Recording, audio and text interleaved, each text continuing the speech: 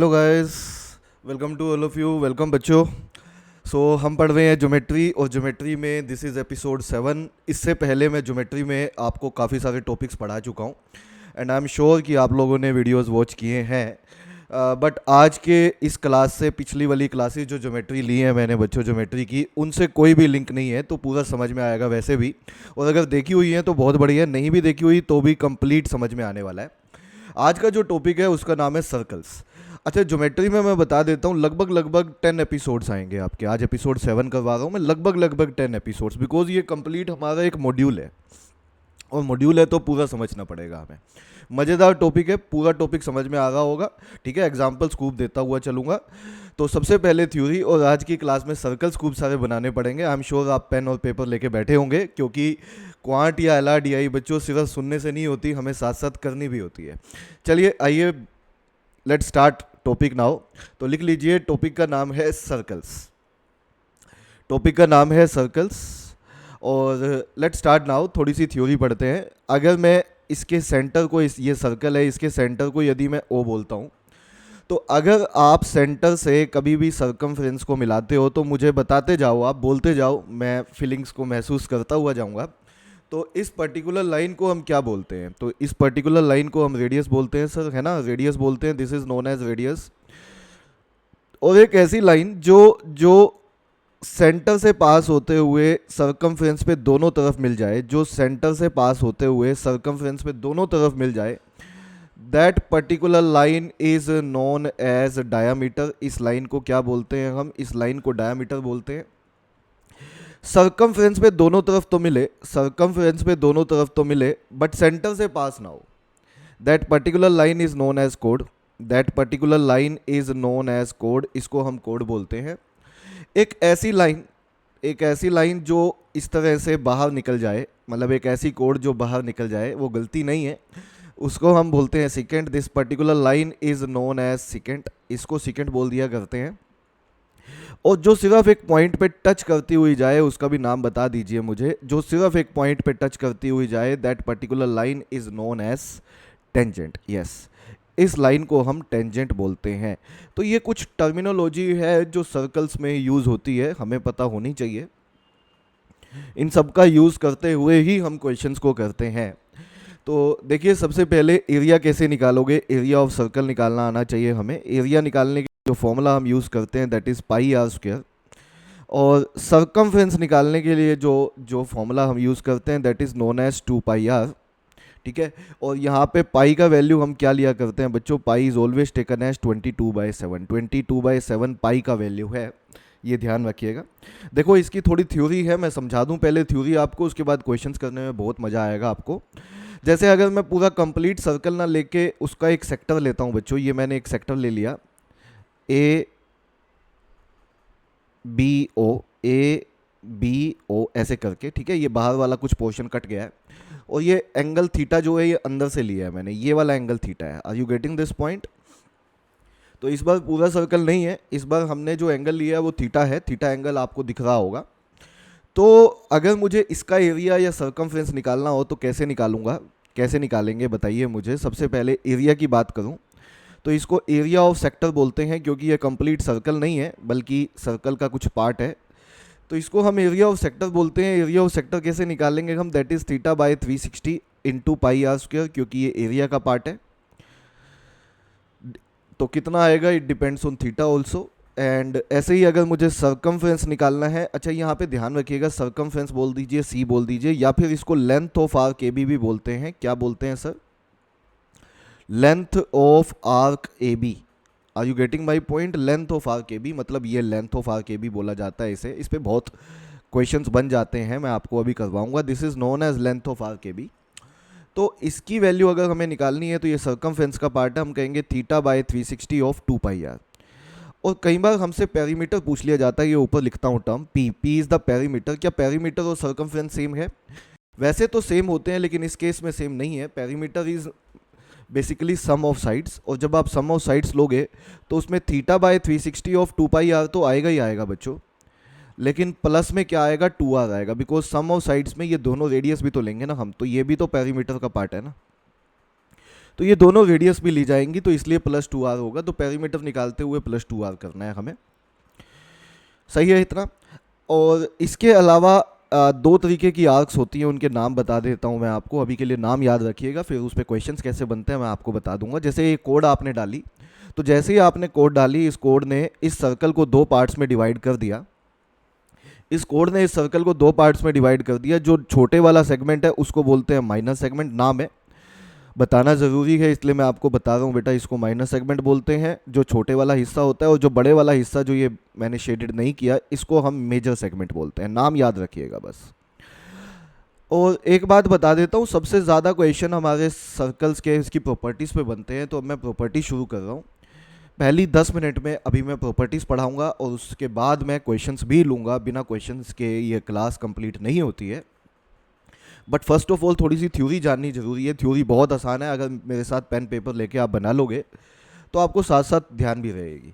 तो देखिए, सबसे पहली प्रॉपर्टी, फर्स्ट प्रॉपर्टी लिखिए। अगर ए बी एक कोड है, ए बी एक कोड है, तो ये सेम सेगमेंट में, जैसे मैंने ये इधर वाला सेगमेंट ले लिया, मेजर सेगमेंट वाला, तो ये सेम सेगमेंट में बच्चों सर्कमफ्रेंस पे जहां भी एंगल बनेंगे, एक पर्टिकुलर कोड सेम सेगमेंट में जहां भी एंगल बनाएगी, एक पर्टिकुलर कोड सेम सेगमेंट में जहां भी एंगल्स बनाएगी, ये सारे एंगल्स क्या होते हैं? These angles are equal. Angle made by कोड in same segment always equal. Angle made by कोड in same segment always equal. याद रहेगा। एक बार फिर से दोबारा बताता हूं। जैसे अगर ए बी एक कोड है, तो हमने कहा ये सेम सेगमेंट में तो एंगल इक्वल बनाएगी बनाएगी, मतलब जहां मर्जी बना लो। जैसे इस सेगमेंट में ये जहां पे भी आप एंगल दिखाओगे बेटा, ये एंगल इक्वल होंगे ही होंगे। लेकिन यही कोड जो सेंटर पे एंगल बनाएगी वो इनका ट्वाइस होगा। क्या सर? जो यही कोड है, ये सेंटर पे जो एंगल बनाएगी वो इनका ट्वाइस होगा। क्या मतलब है? अगर ये कोड सर्कमफ्रेंस पे थीटा एंगल बनाती है, यदि ये कोड सर्कमफ्रेंस पे थीटा एंगल बनाती है, तो सेंटर पे बच्चों हमेशा 2 थीटा बनेगा। ठीक है, कुछ लिखने की जरूरत नहीं है, आप समझ गए होंगे। वैसे मैं आपको प्रॉपर्टी बोल के बता देता हूँ। ये angle made by code on centre of circle would be twice angle made by the same code on circumference of circle. ठीक है, तो सर्कमफ्रेंस ऑफ सर्कल पे जो एंगल बन रहा है सेंटर पे, उसका हमेशा ट्वाइस बनता है। याद रहेगी। अच्छा, मुझे ये बताओ, सबसे लॉन्गेस्ट कोड कौन सी होती है? आप कहेंगे सर सबसे लॉन्गेस्ट कोड डायमीटर है, डायमीटर इज द लॉन्गेस्ट कोड। तो ए बी यदि डायमीटर है and this is the longest कोड, ए बी यदि डायमीटर है and this is the longest कोड, तो ये भी सर्कमफ्रेंस पे, ये भी सेम सेगमेंट पे एंगल तो इक्वल बनाएगी बनाएगी, इसको कोई नहीं रोक सकता। जो डायमीटर है वो भी सेम सेगमेंट में एंगल तो इक्वल बनाएगा बनाएगा बेटा। लेकिन एंगल इक्वल होते होते वो एंगल सारे 90 भी होते हैं। बेसिकली प्रॉपर्टी ये है कि angle made bye diameter on circumference is always 90 degree, चाहे वो एंगल जहां मर्जी बना ले सेगमेंट में। समझ गए हो? ठीक है, आसान है प्रॉपर्टीज। अभी आऊंगा मैं, सवाल सब पे है बेटा। सवाल तभी लूंगा जब थोड़ा सा प्रॉपर्टीज पता हो, क्योंकि प्रॉपर्टीज पे मिक्स क्वेश्चन आते हैं। एक प्रॉपर्टी नहीं, एक से ज़्यादा लग जाती है क्वेश्चन पे, बट हम कर लेंगे। जैसे ये वाली प्रॉपर्टी देखो, अगर ये सेंटर है, सेंटर से यदि आप कभी भी किसी भी कोड पे, सेंटर से यदि किसी भी कोड पे आप परपेंडिकुलर डालते हैं, तो वो गिवन कोड को हमेशा बाइसेक्ट करेगा। क्या प्रॉपर्टी है सर? अगर आप बच्चों सेंटर से कभी भी किसी भी कोड पे परपेंडिकुलर डालते हैं, तो वो गिवन कोड को हमेशा बाइसेक्ट करेगा। मतलब A C is equal to C B होगा हमेशा सर, हमेशा। इसका उल्टा भी ट्रू है सर, उल्टा भी ट्रू है बेटा। अगर कोई कोड बाइसेक्ट हो रही है तो, और वो हाँ, तो ओ सी हमेशा परपेंडिकुलर होगा। ठीक है। अच्छा, एक और बात याद रखिएगा, जो ओ सी है इसको बाय डिफॉल्ट मैं इसको डी नाम दे देता हूँ। ओ सी बोल दो, डी बोल दो। तो this is by default distance of code from centre. By default जो डिस्टेंस होता है वो परपेंडिकुलर डिस्टेंस होता है, ये ध्यान रखिएगा। बाय डिफॉल्ट जो डिस्टेंस हम लिया करते हैं बच्चों, वो परपेंडिकुलर डिस्टेंस लिया करते हैं। ठीक है। अब एक और यहाँ पे टेंजेंट है, ये वाली प्रॉपर्टी और सुन लीजिए। ये टेंजेंट है। प्रॉपर्टी क्या है सर? प्रॉपर्टी सुनिए बेटा। प्रॉपर्टी ये है कि सेंटर से यदि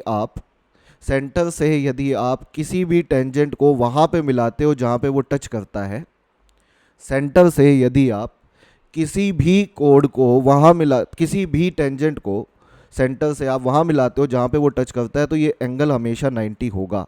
ये कंप्लीट टेंजेंट के साथ एंगल हमेशा 90 होगा सर, हमेशा 90 होगा। अच्छा, प्रॉपर्टीज़ बहुत हैं, मैं आगे धीरे धीरे बताता हुआ चलूँगा, लेकिन सबसे पहले अब आपको क्वेश्चंस पे लेके चलता हूँ। बच्चों, क्वेश्चंस पे आने से पहले वीडियो अगर आपको पसंद आ रहा है तो वीडियो को लाइक, शेयर, कमेंट और सब्सक्राइब चैनल को करना बिल्कुल मत भूलना। चलिए आ जाइए। तो ये प्रॉपर्टीज़ आपने देख ली हैं, इनको ज़रा ध्यान में रखते हुए पहले मैं क्वेश्चंस की तरफ लेके चलता हूँ आपको। तो सबसे पहला क्वेश्चन ये वाला लेते हैं बेटा, ये वाला क्वेश्चन लेते हैं। चलो let's start with this question. बहुत अच्छा सवाल है, ठीक है। रैंडम सवाल लूँगा मैं सीधे आपको, ताकि अच्छे से क्लियर हो जाए सब चीज़ें। तो देखो पहला क्वेश्चन देखो, in a given figure radius of the circle is 10। इसमें ये वाली फिगर है, इसमें रेडियस हमें 10 दी हुई है and O is the centre of the circle. तो ओ भी रेडियस है तो ये 10 होगी। तो हाँ जी, समझ रहे हो। और आर एस का वैल्यू 12 है, आर एस का वैल्यू 12 है। आर एस बता सकते हो आप इसमें मुझे क्या है? आर एस कोड है सर। आर एस क्या है बेटा? आर एस कोड है। अच्छा, अभी अभी एक प्रॉपर्टी बताई थी मैंने कि सेंटर से यदि किसी पे भी परपेंडिकुलर डालते हो, जैसे आपने ये परपेंडिकुलर डाल दिया आपने, है ना, सेंटर से कभी भी किसी कोड पे परपेंडिकुलर डालते हो तो वो गिवन कोड को क्या करता है? अभी अभी लास्ट प्रॉपर्टी बताई थी, वो गिवन कोड को क्या करता है? वो गिवन कोड को बाइसेक्ट करता है सर। तो अगर ये आर एस 12 है तो कैन वी से ये भी 6 होगी और ये भी 6 होगी, आर पी भी 6 होगा और पी एस भी 6 होगा। Yes sir. और कैन आई से दैट जो ओ आर है बच्चों, ये ओ आर जो है, ये ओ आर, ये तो रेडियस ही हुई ना, है ना, ये तो रेडियस ही हुई, तो ये 10 होगी। तो आप बस मुझे ये बता दो, क्या ओ पी की वैल्यू निकाल सकते हो? बिल्कुल निकाल सकते हैं, निकाल सकते हो। अगर मैं right angle triangle O P R की बात करता हूँ तो इसमें क्या हम पाइथागोरस थ्योरम लगा के ओ पी की वैल्यू निकाल सकते हैं? कैसे निकालोगे? ओ पी का स्क्वायर प्लस पी आर का square is equal to O R का स्क्वायर। बताइए, ठीक है। पाइथागोरस थ्योरम पढ़ी थी हमने, यही पाइथागोरस थ्योरम है। तो ओ पी का स्क्वायर इज इक्वल टू आ जाएगा ओ आर का square which is 10 square minus P R का स्क्वायर विच इज़ 6 स्क्वायर। वैसे तो ये ट्रिपलेट भी बनता है, आपको याद होगा, मैंने बताया था, लेकिन अभी निकाल के दिखा देता हूँ। 100 माइनस 36, तो ये वैल्यू आपकी 64 आ जाएगी। और ओपी का स्क्वायर 64 होगा तो ओपी 8 भी होगा। वैसे बच्चों आपको मैंने लिखवाए थे ट्रिपलेट्स, आपको याद भी होगा, 6 8 10 एक ट्रिपलेट होता है। तो अगर 6 और 10 दो साइड है तो तीसरी 8 ही निकलनी थी, तो ये 8 हो गई। और हमें पूछा क्या है क्वेश्चन में? पूछा है हमसे सवाल में पीबी की वैल्यू बताओ। क्या पूछी है? पीबी की वैल्यू बताओ। तो हमने कहा बहुत आसान है, PB is nothing but OP plus OB. OP और ओबी दोनों का एडिशन है ये। ओपी भी पता है आपको, ओबी भी पता है। ये 8 निकाली है आपने, ये 10 है, रेडियस है, तो आंसर 18 होना चाहिए। आंसर ऑप्शन ए मैच करता है, आंसर ऑप्शन ए ही सवाल का सही उत्तर है। तो अगर हमें प्रॉपर्टीज़ आती हैं सवाल सर्कल्स के, बहुत आसान है। और प्रॉपर्टीज़ मैं करवाऊंगा बच्चों आपको सारी कुछ बिल्कुल डिटेल में क्वेश्चंस के साथ। तो ये क्वेश्चन क्लियर हो गया होगा, ऐसा मेरा पूरा विश्वास है। चलिए एक दूसरा क्वेश्चन लेते हैं, एक सेकेंड क्वेश्चन लेते हैं। ये वाला सवाल देखिए आप, क्वेश्चन नंबर 2 बहुत बेहतरीन सवाल है। इस तरह के सवाल बच्चे स्किप करते हैं बट आगे से कभी नहीं करोगे, क्योंकि मैं आपको तरीका बताता हूँ।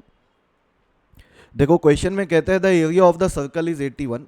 एरिया 81 है बच्चों। एरिया का क्या फॉर्मूला था? एरिया का फॉर्मूला बताया था मैंने। एरिया का फॉर्मूला था पाई आर स्क्वायर सर। तो पाई आर स्क्वायर का वैल्यू 81 है, तो यहाँ से आप आर का वैल्यू निकाल सकते हो। R square is equal to 81 by pi आ जाएगा, और आर का वैल्यू हमारा 9 बाय रूट पाई आ जाएगा। 9 बाय रूट पाई आर का वैल्यू आ गया, सही है।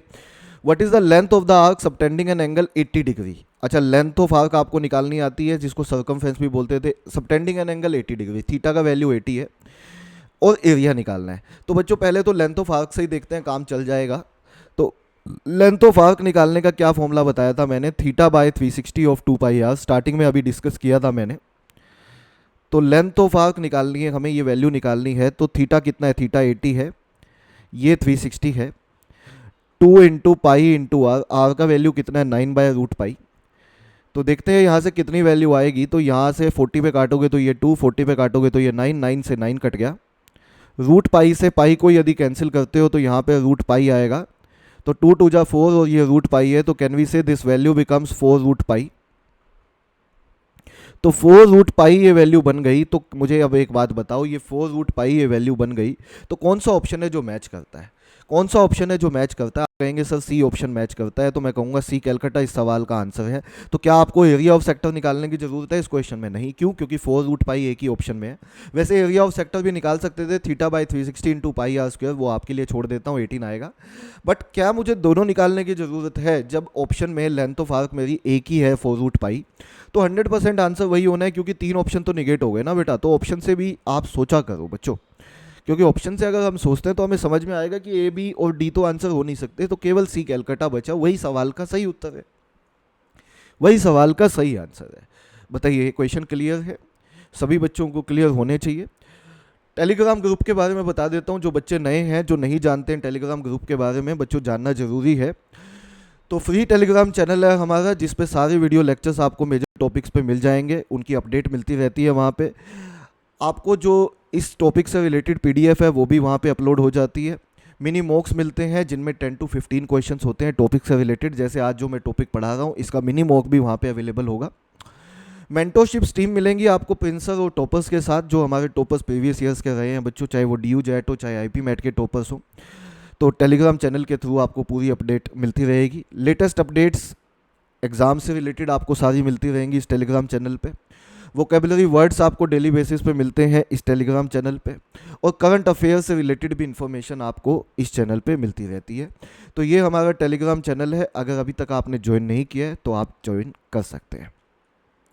चलिए नेक्स्ट क्वेश्चन की तरफ चलते हैं। तीसरा सवाल देखिए, ये लीजिए, ये भी ऐसा ही क्वेश्चन है, कुछ कुछ मिलता हुआ ये क्वेश्चन करते हैं बच्चों।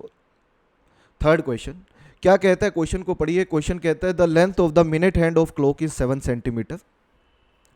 Length of minute hand of the clock, minute hand का क्लॉक का लेंथ कितना है? 7 सेंटीमीटर है। What is the distance travelled by it's outer and in 15 minutes? आप बताओगे मुझे 15 मिनट में एंगल कितना होगा? बता सकते हैं हम। मिनट हैंड को देखो, सिर्फ मिनट हैंड को, मिनट हैंड मान लो यहाँ है पहले, और 15 मिनट में कितना चल पड़ेगी बेटा? 15 मिनट में कैनाई से 15 मिनट बीतेंगे यदि, तो वो 90 डिग्री चलेगी।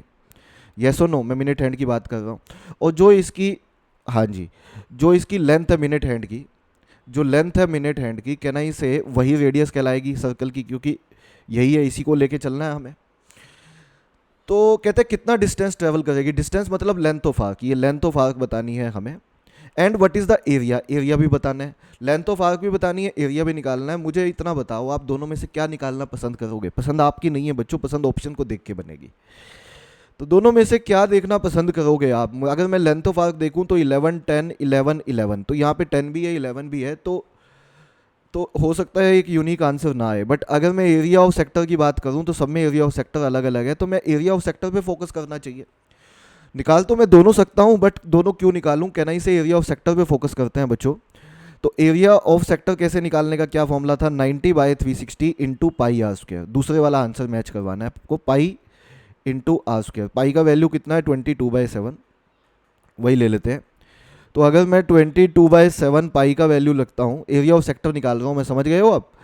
तो 7 इंटू 7, तो ये कटेगा तो ये 4 आ गया, ये 7 आ गया, ये काटोगे तो ये 11 आ गया, ये 2 आ गया, तो 77/2 बोले तो 38.5। 38.5 कौन से ऑप्शन में है? सिर्फ डी ऑप्शन में है, तो कहना इसे यही आंसर है इस क्वेश्चन का, डी लगा दीजिए। लेंथ ऑफ आर्क निकालने की जरूरत नहीं पड़ी। लेकिन अब आप सोचो, अगर लेंथ ऑफ आर्क निकालते और वो 11 आ जाती तो आप डी आंसर नहीं लगा पाते। क्यों? बता सकते हैं क्यों? क्योंकि 11 केवल डी में नहीं है, सी में भी है और ए में भी है, तो हमारा क्वेश्चन थोड़ा लेंथी हो जाता है। तो अगर पहले ऑप्शन पे ध्यान दें और फिर क्वेश्चन को करें तो क्वेश्चन थोड़ा जल्दी हो सकता है, बहुत ज़्यादा जल्दी भी हो सकता है। चलिए, आई थिंक ये क्वेश्चन भी क्लियर है बच्चों को। नेक्स्ट क्वेश्चन लेते हैं, अगला सवाल बच्चों। नेक्स्ट क्वेश्चन है हमारा, ये वाला क्वेश्चन नहीं, ये वाले क्वेश्चन मैं बाद में लूँगा, अभी मैं ये वाला क्वेश्चन लेता हूँ एक। तो क्वेश्चन नंबर 4 बना के इसको करिए। देखो, क्वेश्चन मैंने सारे करवाने हैं मुझे आपको, लेकिन जो जो प्रॉपर्टीज़ मैं पढ़ाते हुए जा रहा हूँ उन पे मैं सवाल करवाता हुआ जा रहा हूँ बच्चों। वीडियो एक से ज़्यादा बनाऊंगा मैं, ताकि आपको अच्छे से थोरली समझ में आए पूरा topic. What is the area of the circle inscribed in a square whose diagonal is this? अच्छा, स्क्वायर का डायगोनल हमें दिया हुआ है, आपको याद है मैंने स्क्वायर का लास्ट क्लास ही ली थी। तो स्क्वायर का डायगोनल निकालने का क्या फॉर्मूला था? अगर साइड ए है तो स्क्वायर का डायगोनल निकालने का फॉर्मूला था √2a। याद है बच्चों?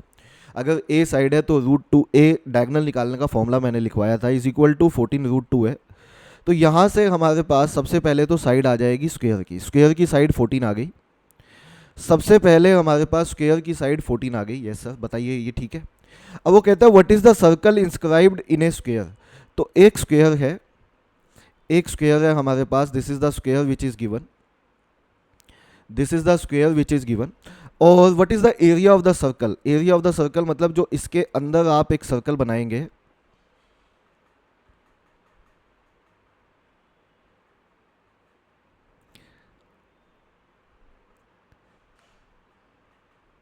इस सर्कल का एरिया आपको बताना है, इस सर्कल का एरिया आपको बताना है। तो बता देंगे, देखो कैसे। मुझे एक बात बताओ, इसकी साइड कितनी आई है, इसकी साइड सर 14 आई है स्क्वायर की। तो कहना ही से दैट जो साइड है बच्चों उसमें से ही तो रेडियस निकल जाएगी, ये पूरी साइड है ऐसे बोल सकते हैं, है ना। ये साइड है तो ये भी साइड है, और 14 अगर कंप्लीट तो इसकी ये हाफ 7 हो जाएगा, और 7 जो होगा वो कहना ही से रेडियस होगी सर्कल की। और हमें उसका एरिया बताना है, तो एरिया कैसे निकालोगे, area would comes out to be pi are square which is pi into 7 can we say answer of this question should be 49 pi, और 49 पाई ही इस सवाल का सही उत्तर है। This is the right answer of this question, यही सवाल का सही आंसर है 49 पाई। तो आई होप सो ये क्वेश्चन समझ में आए बच्चों को अच्छे से। बच्चों पेड कोर्स के बारे में भी थोड़ा सा बताता हूँ, आपको पता होना, जिन बच्चों को नहीं पता मैं बता देता हूँ। हमारा प्रीमियम कोर्स है जिसमें आपको सारे थोरो लेक्चर्स मिलते हैं विद हैंड रिटन बुक्स, जो फैकल्टीज़ द्वारा ही बनाई गई हैं, जो मतलब हमारे द्वारा बनाई गई हैं, विद एग्ज़ाम स्पेसिफिक मॉक्स, और ये एग्ज़ाम स्पेसिफिक इन्वायरमेंट में ही लिए जाते हैं आपके जो एग्ज़ाम स्पेसिफिक मॉक्स होते हैं। लाइव मेंटोरशिप होती है प्रिंस सर के साथ, जो कि बच्चों बैच स्पेसिफिक होती है जिसमें पर्सनल टच ज़्यादा रहता है। लाइव मैराथन्स होते हैं आपके फैकल्टीज़ के साथ, मेरे साथ, जिसमें मैं लाइव क्लासेस लेता हूँ, बच्चों की रिविजनरी क्लासेस लेता हूँ जिनको हम बोलते हैं। ठीक है, ज़्यादा जानकारी के लिए आप ये नीचे दिए गए नंबर पे व्हाट्सअप करके पूछ सकते हैं, और 150 से भी ज़्यादा डेमो वीडियोज़ हैं जिनको आप देख सकते हैं। चलिए, तो आज के वीडियो को मैं ज़्यादा एक्सटेंड नहीं करूँगा बच्चों, अभी बहुत सारा पढ़ाना बाकी है सर्कल्स में, नेक्स्ट क्लास में इसको आगे एक्सटेंड करूँगा मैं, बट आई एम श्योर आज की क्लास बच्चों को समझ में आई। टाइम हो चुका है होमवर्क क्वेश्चन का, तो होमवर्क क्वेश्चन पे आता हूँ सीधा। तो होमवर्क क्वेश्चन आप मुझे होमवर्क सबमिट करेंगे, आई एम श्योर सभी बच्चे होमवर्क सबमिट करते हैं, और वीडियो को अभी तक लाइक नहीं किया है तो वीडियो को लाइक करिएगा, और कमेंट में बताइएगा मुझे कि आपको ये वीडियो कैसा लगा। आज का जो होमवर्क क्वेश्चन रहेगा वो ये वाला है बच्चों, इस क्वेश्चन का आंसर आप मुझे सबमिट करें, जिससे मुझे पता लग जाएगा कि बच्चों ने वॉच किया है पूरा वीडियो, और वीडियो को लाइक करना बिल्कुल मत भूलना। आज के वीडियो में बच्चों इतना ही करते हैं, मिलते हैं अगले वीडियो में इसी जोश इसी उमंग के साथ। सर्कल्स को आगे कंटिन्यू करूँगा, हमारा सिलेबस बहुत बढ़िया चल रहा है। ठीक है, आप चिंता मत करो, सिलेबस पूरा करवाया जाएगा, थोरोली करवाया जाएगा, बट जल्दबाजी ना करें, आप प्रैक्टिस करते जाएं, बस मॉक्स ज़रूर दीजिएगा। ठीक है, जो मॉक्स हम अवेलेबल करवाते हैं टेलीग्राम चैनल पे, उनको आप ज़रूर अटेम्प्ट करिएगा बेटा, वो आप लोगों के लिए है। और बिल्कुल मतलब आप जहाँ से भी प्रैक्टिस कर रहे हैं इसकी अच्छे से पूरी प्रैक्टिस करिएगा। चलिए गाइस, आज के लिए इतना ही। Thank you very much, take care, bye to all of you.